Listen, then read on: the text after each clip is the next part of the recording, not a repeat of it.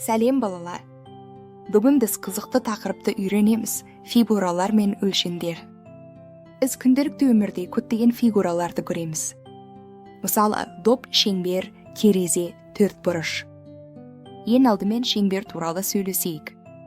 Шеңбер дөңгелек болып келеді. Оның бұрышы болмайды. Мысалы, біз көрген доп шай қасықтың ұясы немесе сағаттың беті, бәрі шеңбер тәрізді. Келесі фигура төртбұрыш.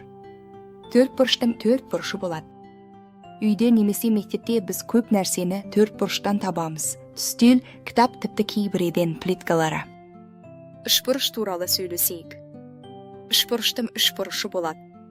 Мысалы, пирог немесе төбесі үшбұрыш тәрізді үйді еске түсірейік.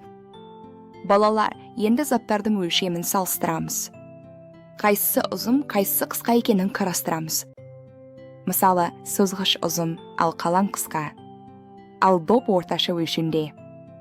Салыстыру үшін заттарды қатар қойып көрейік. Ұзын, қысқа, орташа бәрін анықтаймыз. Қазір біз фигураларды және олардың өлшемін жаттығу арқылы есте сақтаймыз. Мен сізге кейбір фигураларды көрсетемін, сіздер атын айтуыңыз керек. Мысалы, мына суретте дөңгелек бар. Бұл қандай фигура? Дұрыс, шеңбер.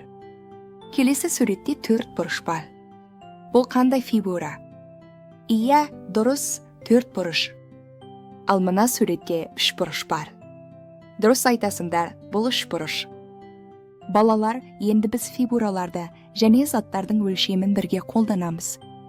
Мысалы, ұзын төртбұрыш немесе қысқа шеңбер сияқты.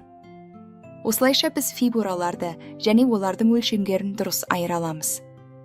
Қысқаша қайталайық, бүгін біз шеңберді, төртбұрышты, үшбұрышты үйрендік, заттарды салыстырдық және жаттығу жасадық. Жарайсыңдар. Енді сіздер өздеріңіздің айналаңыздағы заттарды қарап, фигураларын таба аласыздар және олардың өлшемін салыстыра аласыздар. Сабақ аяқталды. Көріскенше балалар.